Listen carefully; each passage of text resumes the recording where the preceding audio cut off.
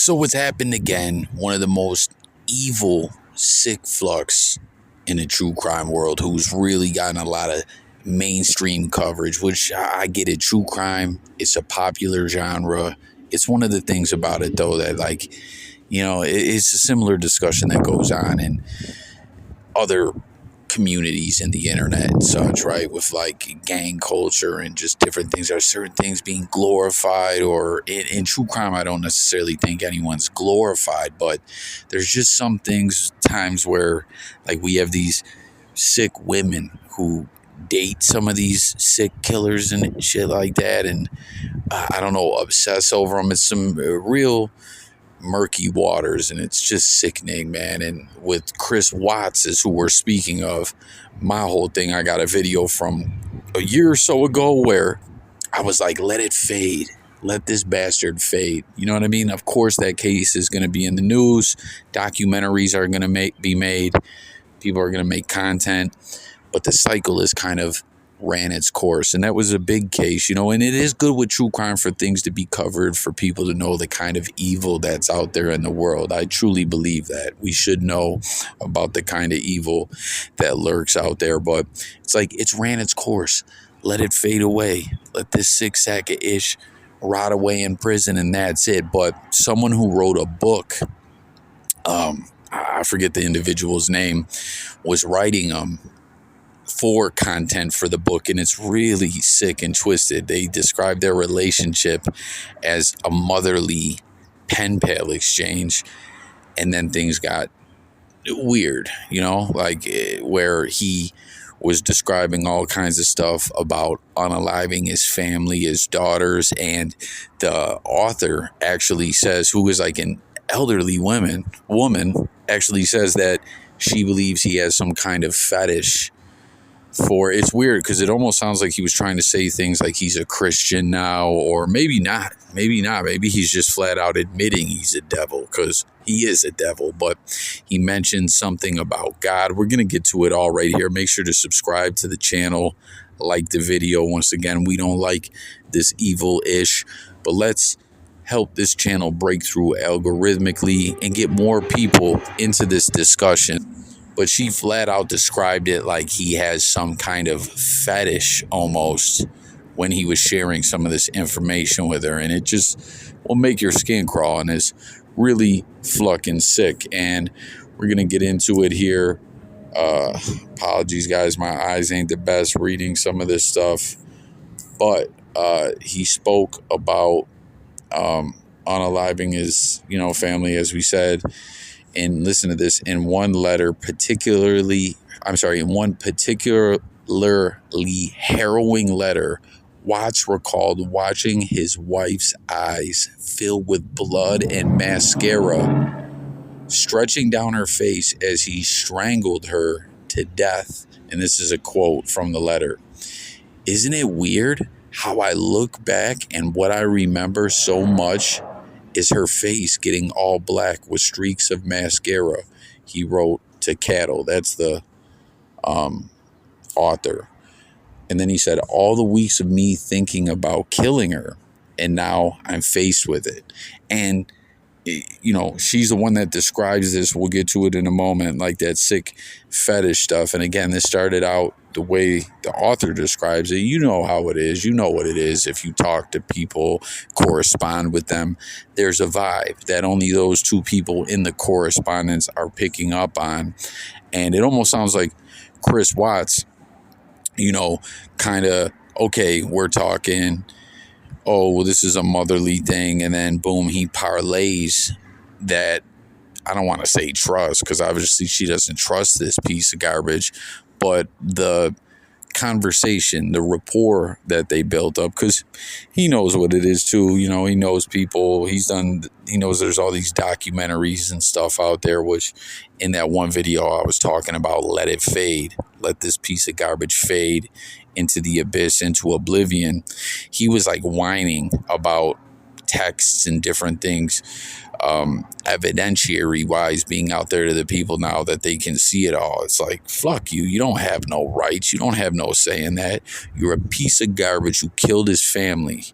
and the whole world is seeing you for the devil that you are. But he talks to this woman, and they again have this rapport, and then he shifts it into wanting to tell her about all this stuff, which again, we're going to get to it about how it's some sick, twisted thing that she seems to almost describe it like he was getting off on. It makes me sick to even say those words. But again, you know the vibe when you're talking to someone.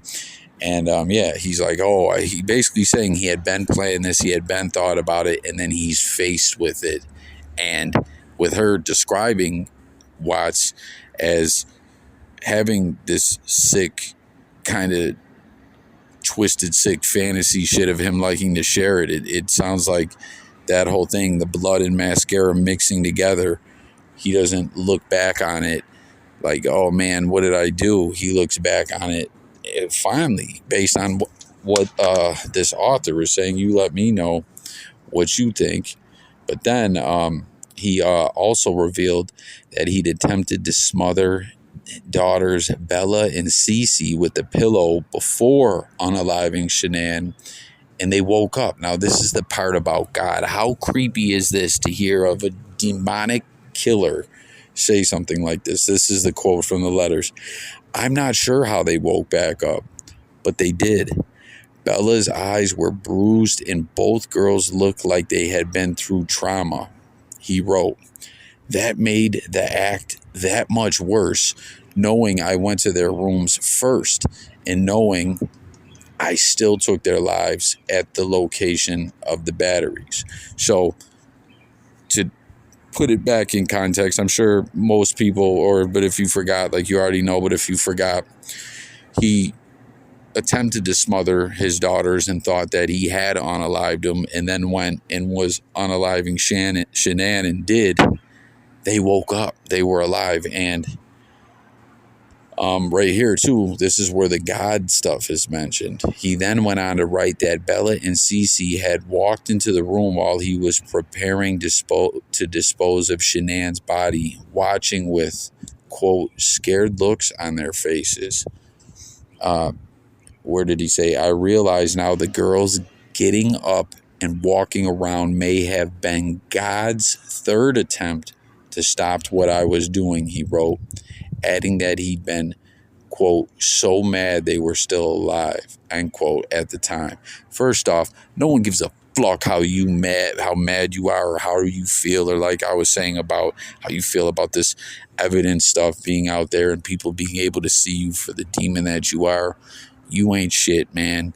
And to hear this, him mention God tried to stop this, in his opinion, 3 times. It's almost like he's flat out telling everyone he's the devil.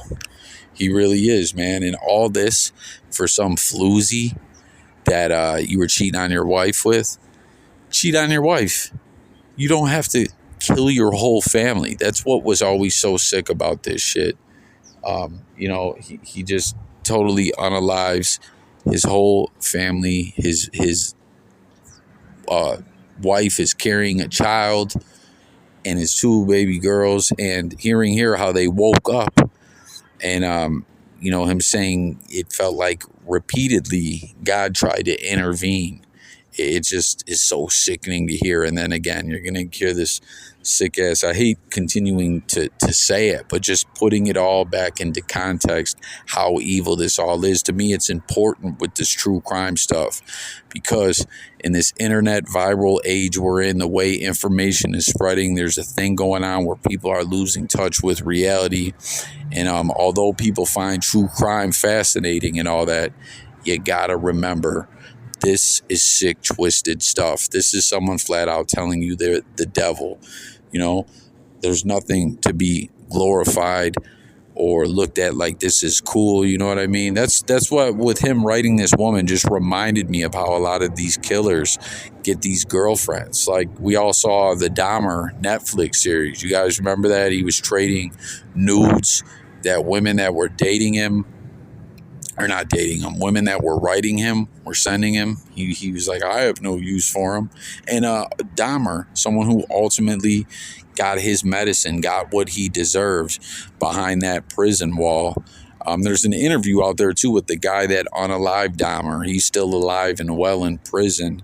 Some douchebag named Whack 100 who is big at stirring the pot and doing FBI federal agent tactics in the hip hop world.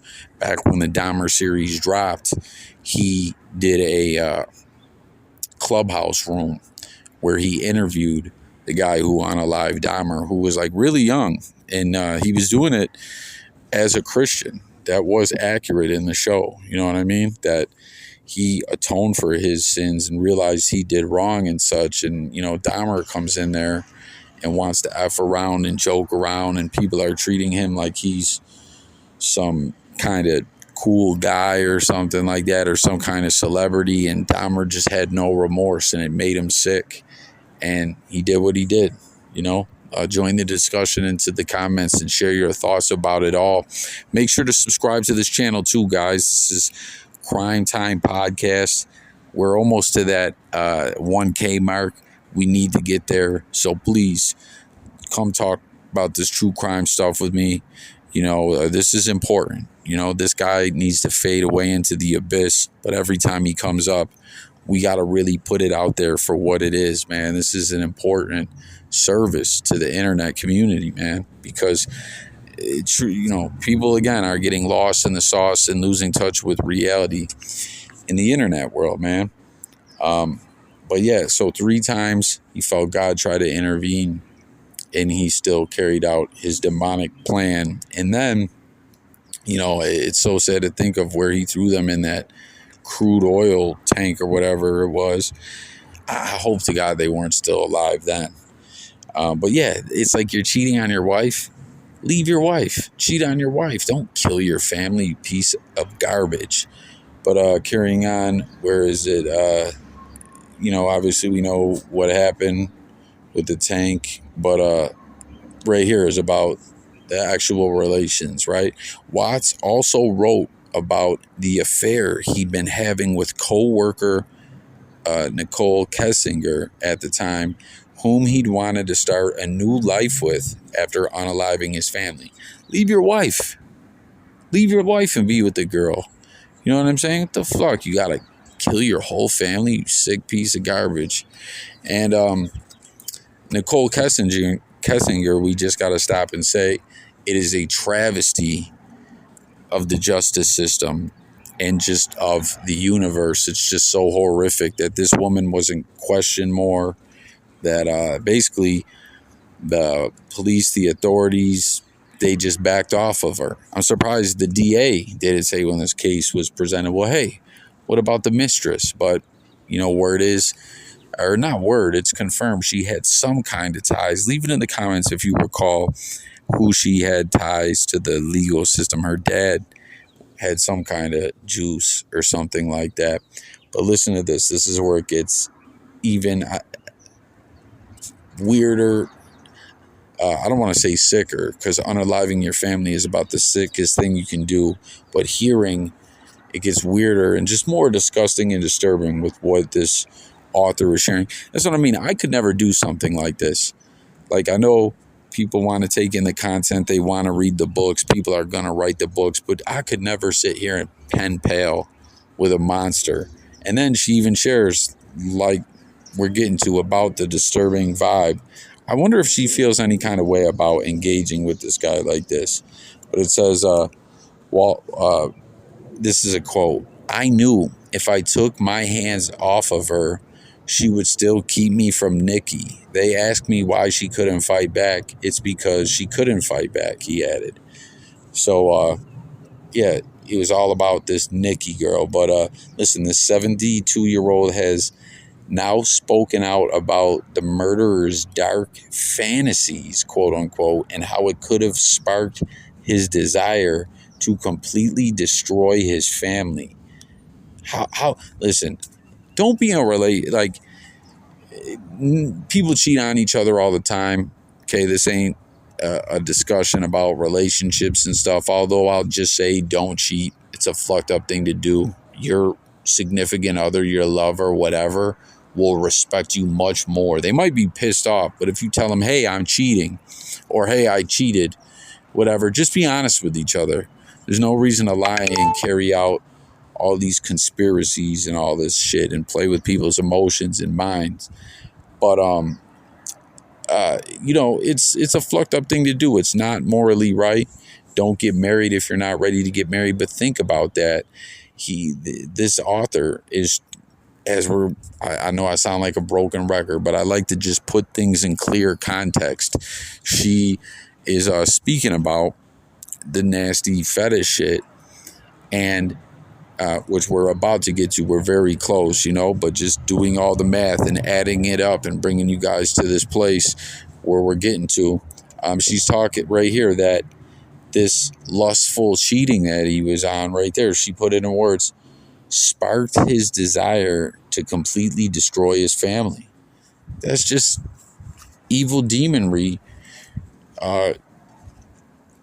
playing into the ultimate evil. It's terrible. At the time of the murders, Watts had been having an affair with Nicole Kessinger, and since then, in prison, right, has bragged in his prison letters to Cattle, this author, claiming he and his mistress were having sex 3 or 4 times a day. So after all this, he's in here bragging to this author, and this is where she was like, man, this shit got sick and twisted. I wonder if she regrets pen paling with this guy. I get it. You make true crime content. I'm trying to make true crime content, or I am, but I'm trying to build it into something. So once again, subscribe to the channel and help me do that. But I'm not about to sit here and pen pal with no piece of shit who did some stuff like this. You know what I mean? And then she's finding out with this nasty fetish shit, like Watts used her to get his nasty rocks off, right? Because this is what it says. While their pen pal friendship started off with Cathal being a motherly figure, like I stated, y'all, this woman in her 70s, their correspondence became much darker when Watts started revealing intimate details of his relationship with Kessinger. Grandmother Cato described their secret romance as very actual, very twisted, very mixed up, and suggested this was part of why I believe he did what he did. According to this interview, she believes he got some kind of actual thrill from telling her about his ex-life as well as the heinous crimes he committed. So again, you talk to someone, especially about some wild things, you know the vibe. You know what I mean? You look into someone's eyes, you feel the vibe, you write them, you speak to them. I don't know if she visited them, but she knew what it was. And this fucker, she realized, was like getting off on this nasty shit. This is her quote. I think there's some sort of fetish there to say things to shock people. And he told me who he saw as a mother figure, those details about different acts he did with a woman. So he got real descriptive and nasty about the yaks, about that's why he did what he did to his family, and about what he did to his family. And this woman, like, I don't know, man. How I want to hear how she feels about herself after this. If now, being that she did this for the sake of her writing this book, if she's like, I'm not going to do this again. Don't bring evil into your life. And just on a general level, don't deal with people that are just no good. I mean, it's basic shit I'm saying, and maybe it sounds cliche, but look what we're talking about here. This woman is writing a book talking to this evil bastard, and it turns into this, like, almost like some kind of satanic ritual or something with him. Fucking, who knows? You know what I mean? Like, I don't want to get too descriptive and give it too much light, right? But she described it as he has some kind of fetish. There's a reason she's saying that about all this. So there you have it, man. Chris Watts still in the news once again. I've been saying, let this bastard fade into the oblivion. What say you about it all? But if he does keep coming in the news, right? Maybe I won't get 1 million views. Maybe I won't get 10,000. I think that one that I was speaking about the Let It Fade, got like 17K.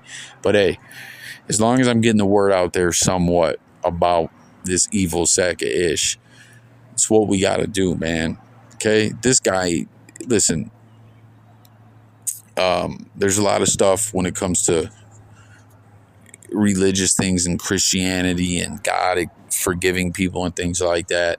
And I believe in God. I'm a spiritual person, but I don't associate with no evil pieces of ish like this. And the whole forgiveness thing too, it's like a slippery slope in discussion and all that. But this guy isn't sorry. Do you really think like? And it doesn't matter if he is. It's unforgivable what he did, and he's forever a demon. But I'm just pointing out this woman literally realized, oh shit, I've been talking to him about this, and he's getting off on talking about all this disturbing, nasty demonry, you know? So there you have it. Chris Watts, the evil demon, talks to this old lady, and he loved doing this. There was some sick satisfaction, a motherly relationship, which just creeps me out to hear, period. Even if all this other ish didn't go down, just how weird and sick is that? A motherly relationship turns into this, man. Fucking turns your stomach, man. So there you have it. Let's talk about it in the comments. Sub up. It's Crime Time Podcast. I thank you guys for tuning in, and I will get with you guys on the next video. Peace.